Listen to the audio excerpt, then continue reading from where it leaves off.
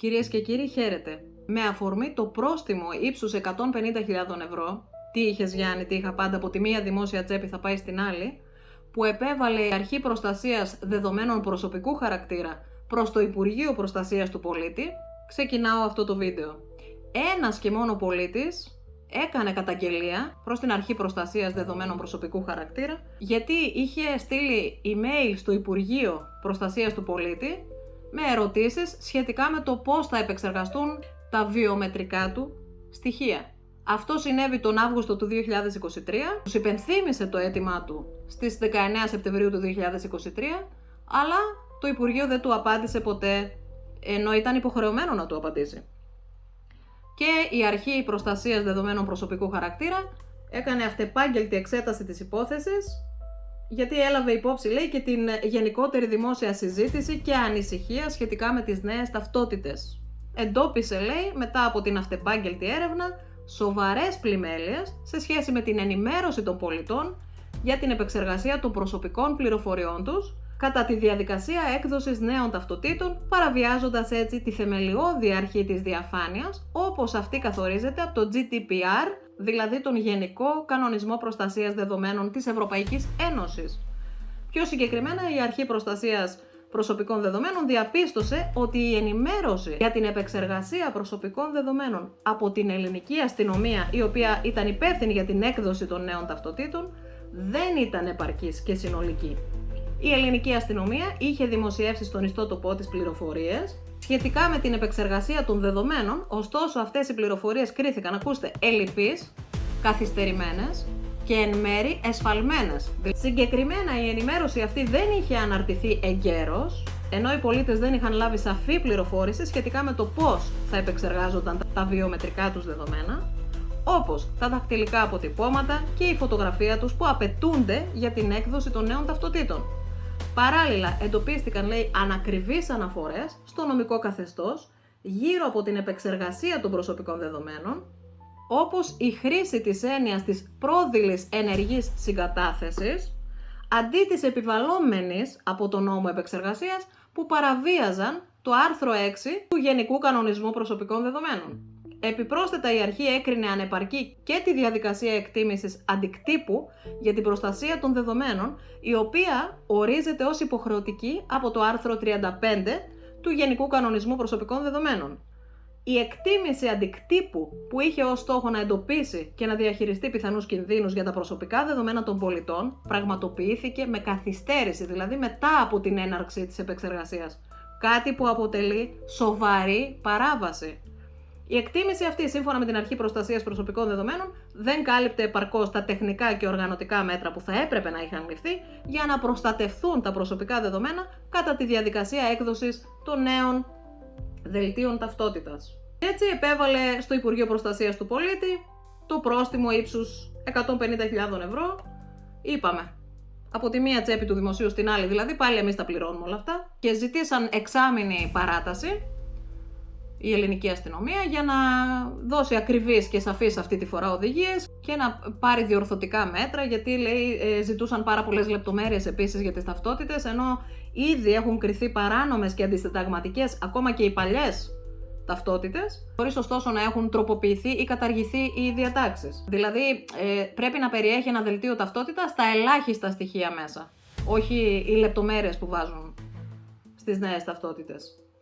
Εδώ τώρα θέλω να ρωτήσω, έχει κάνει τόσο σοβαρές παραβιάσεις η ελληνική αστυνομία υπό την αιγίδα του Υπουργείου Προστασίας του Πολίτη?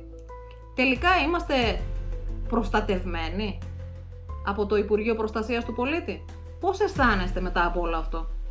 Όταν σας λένε ότι δεν είχαν λάβει τα απαραίτητα τεχνικά μέτρα για να προστατεύσουν τα προσωπικά σας δεδομένα. Ποιος ανευθυνουπεύθυνος θα πληρώσει για όλο αυτό?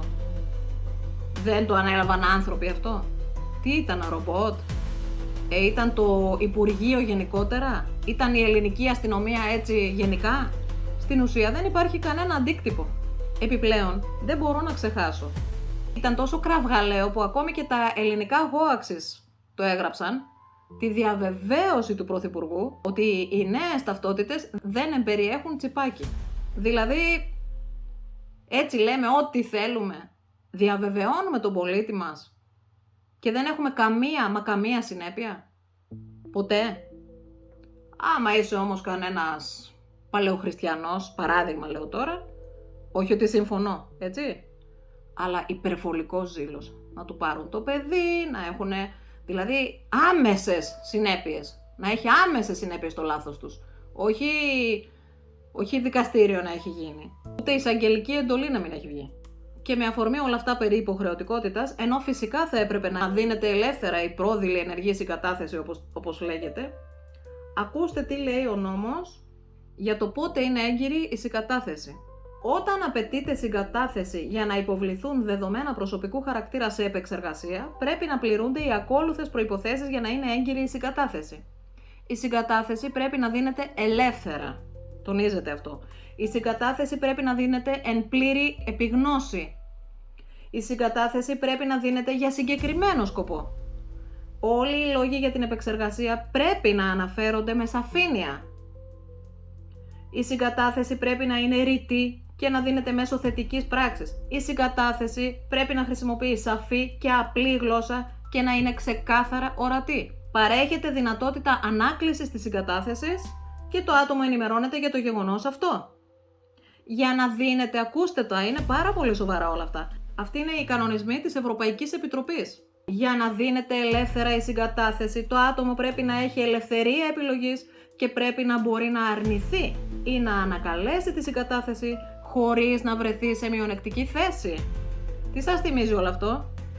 Η συγκατάθεση δεν δίνεται ελεύθερα εάν, για παράδειγμα, υπάρχει σαφής ανισότητα μεταξύ του ατόμου και της επιχείρησης ή οργανισμού, παράδειγμα σχέση εργοδότη-εργαζόμενου, ή όταν μια επιχείρηση ή ένας οργανισμός ζητά συγκατάθεση από άτομα για την επεξεργασία μη απαραίτητων δεδομένων προσωπικού χαρακτήρα, ως προαπαιτούμενο για την εκτέλεση της σύμβασης ή την παροχή υπηρεσίας. Για να παραχωρείται τώρα η συγκατάθεση, λέει, εν πλήρη επιγνώση, πρέπει να παρέχονται στο άτομο οπωσδήποτε οι εξής πληροφορίες. Η ταυτότητα του οργανισμού που επεξεργάζεται τα δεδομένα. Εσείς γνωρίζετε τίποτα? Εγώ προσωπικά όχι. Οι σκοποί για τους οποίους γίνεται η επεξεργασία των δεδομένων. Το είδος των δεδομένων που θα υποβληθούν σε επεξεργασία. Η δυνατότητα ανάκλησης της συγκατάθεσης που έχει δοθεί. Όπου είναι απαραίτητο το γεγονός ότι τα δεδομένα θα χρησιμοποιηθούν μόνο για αυτοματοποιημένη λήψη αποφάσεων συμπεριλαμβανομένης της κατάρτισης προφίλ. Εάν η συγκατάθεση σχετίζεται με διεθνή διαβίβαση, τους ενδεχόμενους κινδύνους των διαβιβάσεων πρέπει να ξέρει το άτομο, των διαβιβάσεων δεδομένων προς τρίτες χώρες, για τις οποίες η Ευρωπαϊκή Επιτροπή εννοεί, δεν έχει εκδώσει απόφαση επάρκειας και στις οποίες δεν παρέχονται κατάλληλες εγγύησεις. Θυμηθείτε, όταν κάποιος δίνει τη συγκατάθεσή του για την επεξεργασία των δεδομένων του προσωπικού χαρακτήρα, μπορείτε να επεξεργάζεστε τα δεδομένα μόνο για τους σκοπούς για τους οποίους έχει παραχωρηθεί η συγκατάθεση.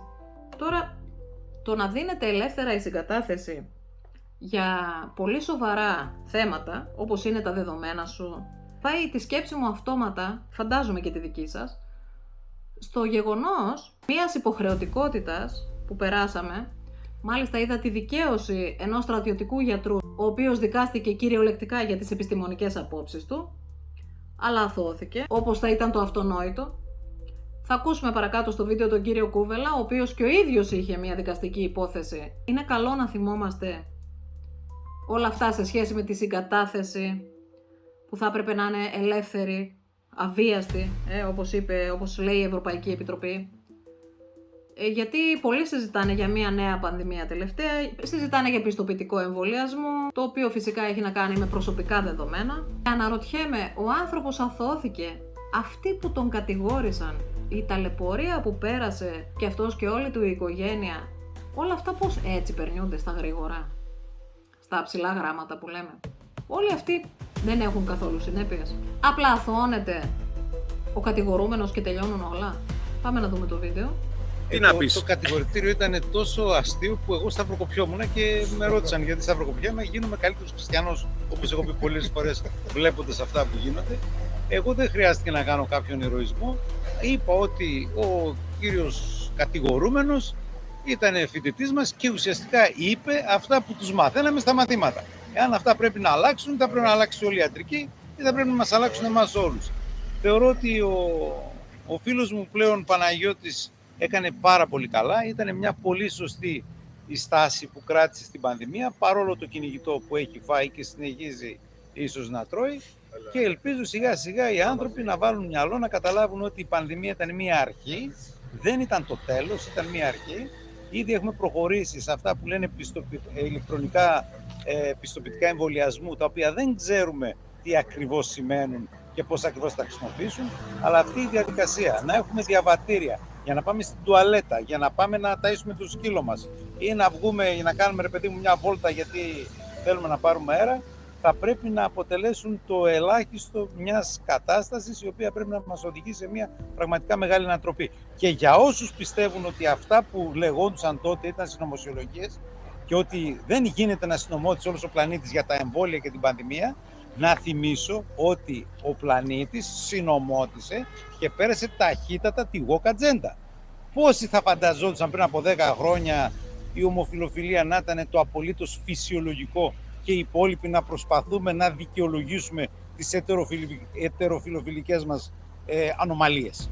Άρα λοιπόν στην ουσία αυτό που κάνουμε είναι μια στοιχειώδης αιμονή στο να διατηρηθούμε άνθρωποι. Σας ευχαριστώ πάρα πολύ και ευχαριστώ και τον Παναγιώτη που μου έδωσε άλλη μια φορά την ευκαιρία να δείξω στους φίλους και στους άλλους ανθρώπους πώς πρέπει να διατηρούν τη στάση τους και όχι να υπακούν σε ό,τι τους καπνίσει.